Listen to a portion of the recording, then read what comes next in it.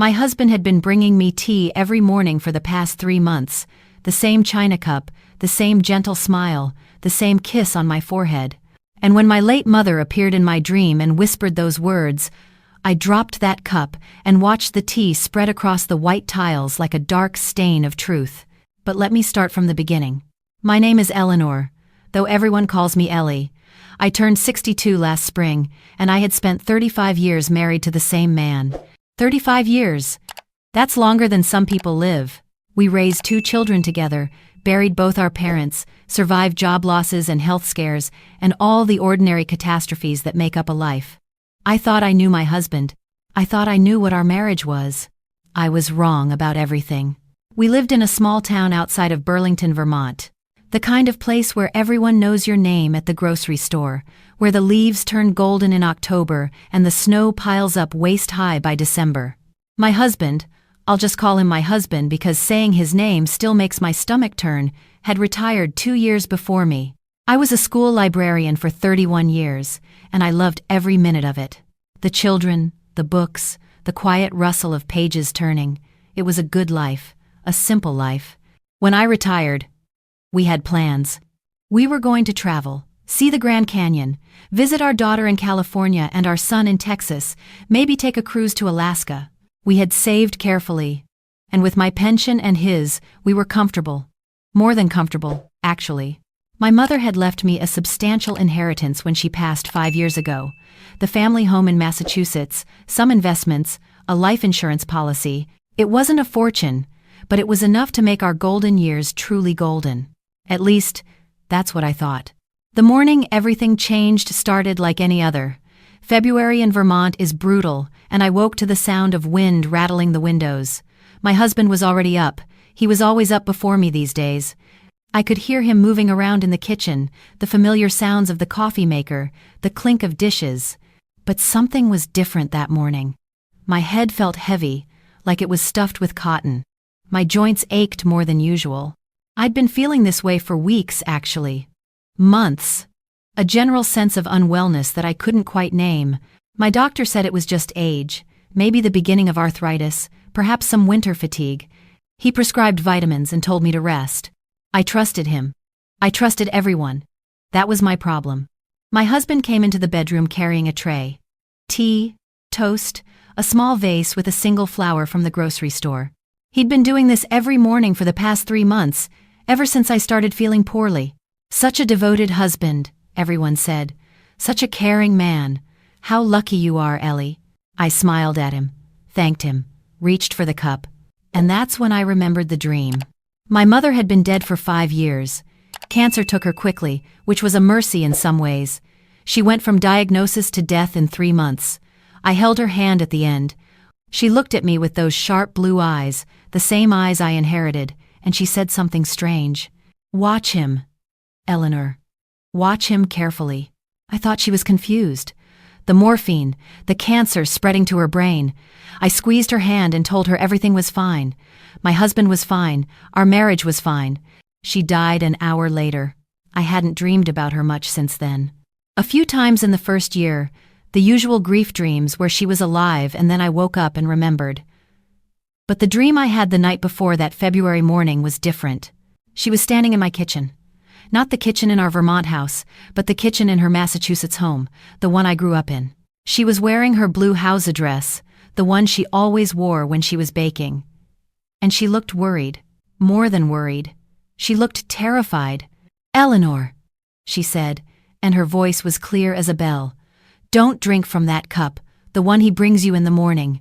Don't drink it. I tried to ask her why. I tried to reach for her, but she was already fading, dissolving like morning mist. Promise me, she whispered as she disappeared. Promise me you won't drink it. I woke up with my heart pounding.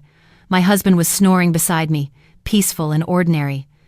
Just a dream, I told myself. Just grief, and a strange dream. But when he handed me that cup 3 hours later, my hands started shaking. I couldn't explain it. It was just tea, the same tea he'd been making me for months. But my mother's voice was echoing in my head, and my hands wouldn't stop trembling, and before I could think about what I was doing, the cup slipped from my fingers and shattered on the floor. My husband's reaction was strange. He didn't look concerned about me. For a split second, just a flash, he looked angry. Then his face smoothed over and he was all worry and care again. "Oh, honey, are you all right? Don't move, let me clean this up. You don't want to cut yourself." He was so careful cleaning up that tea.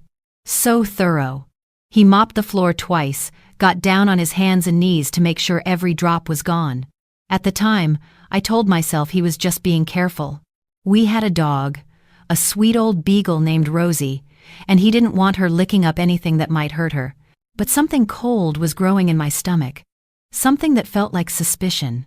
That afternoon, while my husband was at his weekly poker game, I did something I'd never done in 35 years of marriage.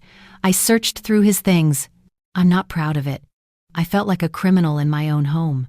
But my mother's voice wouldn't leave me alone, and that flash of anger on his face kept replaying in my mind.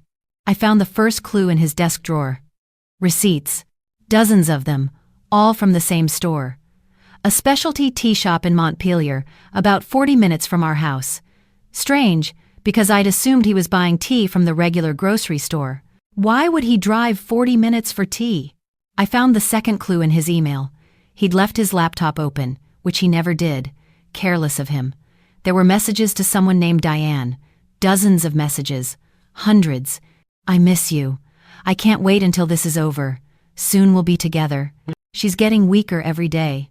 My hands were shaking so badly I could barely scroll. But I forced myself to keep reading. "The doctor thinks it's just aging. He has no idea. Another few months and it'll all be over. Then it's just us, baby. Just us and all that money." I closed the laptop. I walked to the bathroom. And I vomited until there was nothing left. Was this really happening? Was my husband of 35 years, the man I'd built a life with, the father of my children, was he really poisoning me? I thought about calling the police right then. But what would I tell them? My dead mother warned me in a dream. I had some suspicious tea receipts. They would think I was a crazy old woman. No, I needed proof. The next few weeks were the longest of my life. I pretended everything was normal. Every morning, my husband brought me tea, and every morning, I pretended to drink it while actually pouring it into the potted plant by my bed when he wasn't looking. That plant died within a week. I went to see my doctor, but not my regular doctor. I drove 2 hours to a clinic in New Hampshire where no one knew me. I told them I suspected poisoning. They looked at me like I was insane, but they did the blood work. The results came back 3 days later. Heavy metal toxicity. Specifically, thallium, a tasteless, odorless poison that mimics the symptoms of aging and illness. Hair loss, fatigue, joint pain, confusion, all the symptoms I'd been experiencing. My doctor, the one who'd told me it was just getting older, he had no idea what he was looking at. Why would he? Thallium poisoning is rare, and when a 62-year-old woman starts feeling tired and achy, everyone assumes it's just time catching up with her. That's what my husband was counting on. I didn't confront him. Not yet. I needed more. I needed to know everything. I hired a private investigator. Used money from my personal account, the one my mother had set up for me years ago. My husband didn't know about it. There were a lot of things I was starting to realize that my husband didn't know about me. The investigator's name was Janet. She was a former police detective, tough as nails, with sharp eyes that missed nothing. When I told her my story, she didn't look at me like I was crazy. She looked at me like she'd seen this before. "Happens more than you'd think," she said. "Spouses getting impatient, especially when there's money involved." Money. That's what it came down to. My mother's inheritance, my pension, my life insurance. Add it all up, and I was worth more dead than alive. At least, that's how my husband saw it. Janet got to work. Within 2 weeks, she had everything. Diane was real. She was 43 years old, worked as a real estate agent in Burlington, and had been sleeping with my husband for 4 years. 4 years. He'd been planning this for 4 years. The tea shop was real too. But it wasn't just a tea shop. The owner was Diane's brother. He had a background in chemistry. He was the one supplying the thallium. And the really sick part? They were already looking at houses. Beach houses in Florida. They'd found one they liked in Naples. 4 bedrooms, pool, ocean view. They were going to buy it with my money, after I was dead. I had all the proof I needed. I could have gone to the police then. I should have. But I wanted something more. I wanted him to know that I knew. I wanted to see his face when his perfect little plan came crashing down. Was that petty? Maybe. Was it dangerous? Definitely. But after 35 years of being a good wife, a quiet wife, a trusting wife, I wanted one moment of justice that was mine. My granddaughter's birthday party was coming up. Our daughter was flying in from California with her family. Our son was coming up from Texas. The whole family together for the first time in 2 years. My husband was being extra attentive, extra loving. Probably because he figured I didn't have much time left. He had no idea. I spent the week before the party preparing. I made copies of all the evidence. Emails, photos, financial records, medical reports. I gave one set to Janet, one set to a lawyer, and one set to my daughter. I told my daughter everything. She cried for 2 hours straight. Then she got angry, really angry. That's my girl. The day of the party arrived. It was a beautiful March afternoon, one of those early spring days when you can finally feel winter loosening its grip. We had it at our house. 30 guests, including neighbors, family, friends, people who had known us for decades, people who thought we had the perfect marriage. My husband was playing the devoted husband role to perfection, helping in the kitchen, refilling drinks, making sure everyone was comfortable. Several people commented on how well he was taking care of me. I smiled and nodded and waited. After the cake, after the presents, after my granddaughter had opened her gifts and run off to play with her cousins, I stood up. My daughter caught my eye and nodded. This was it. "Excuse me, everyone," I said. "I have an announcement to make." The room went quiet.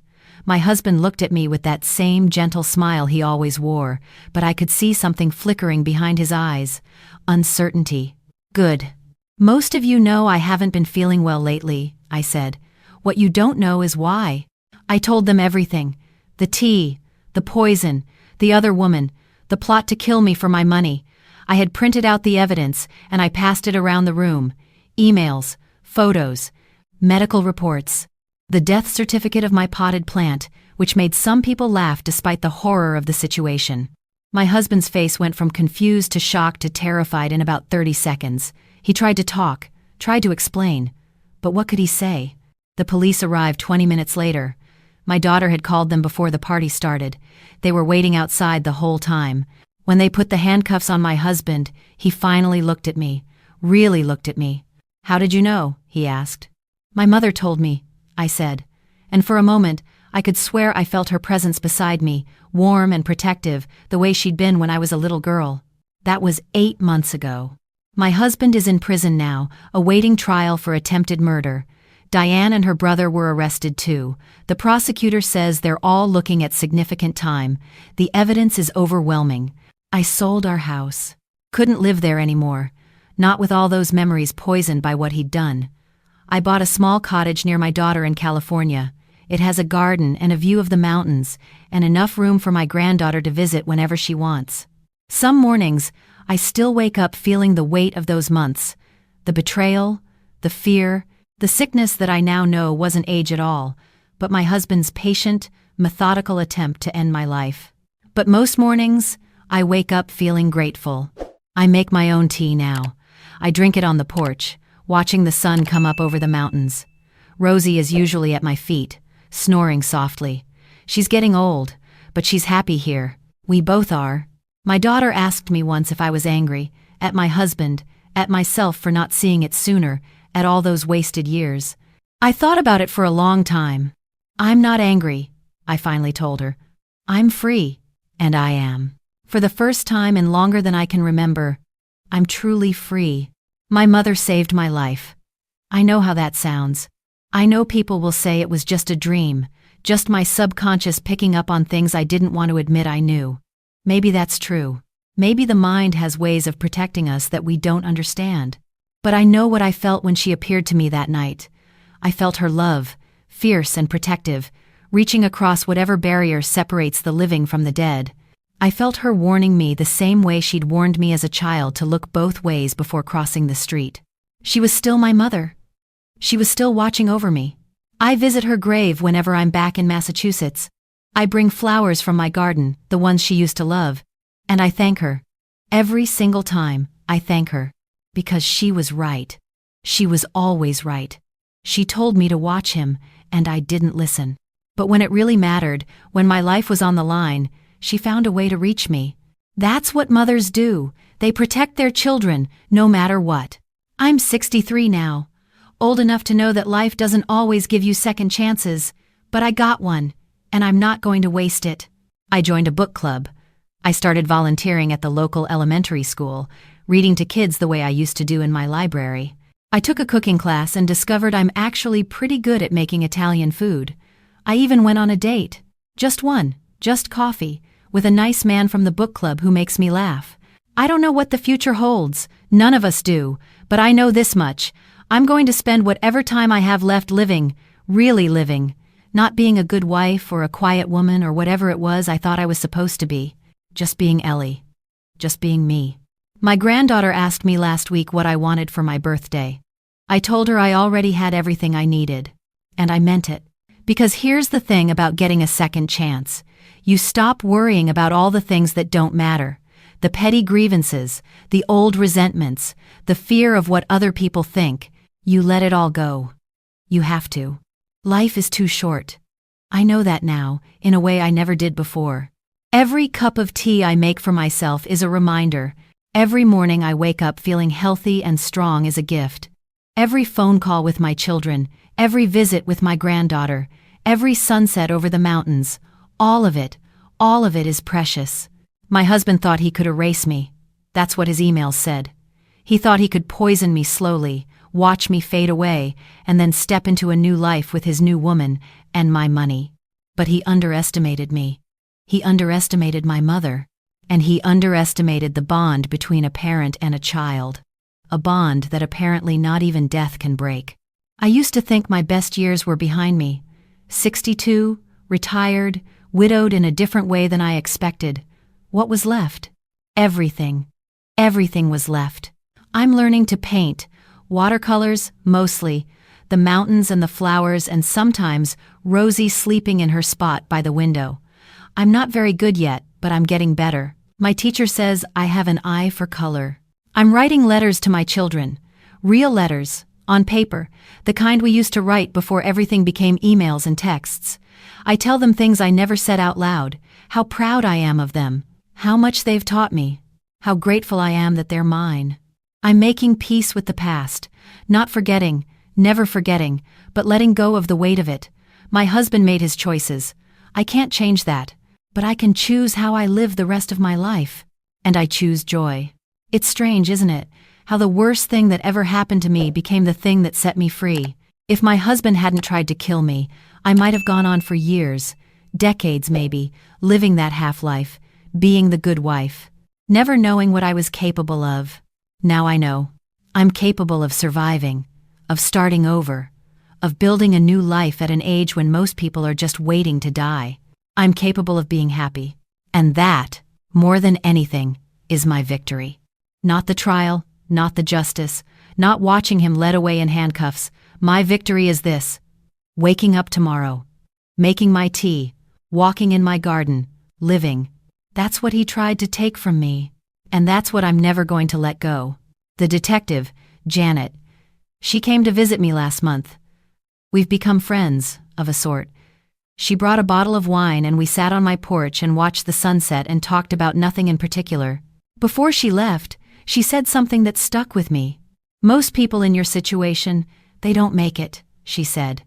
They're too trusting, too slow to see the danger, or they see it but they can't believe it. They make excuses, they give second chances. And by the time they accept the truth, it's too late. I thought about that for a long time after she left. What made me different? What made me believe my mother's warning when everything in my life was telling me to ignore it? I don't know. Maybe it was just luck. Maybe the timing was right, or the dream was vivid enough, or I was finally ready to see what had been in front of me all along. Or maybe it was her, my mother, still watching over me, still protecting me, even from beyond the grave. I like to think it was her. Whatever it was, I'm grateful. More grateful than I can ever express.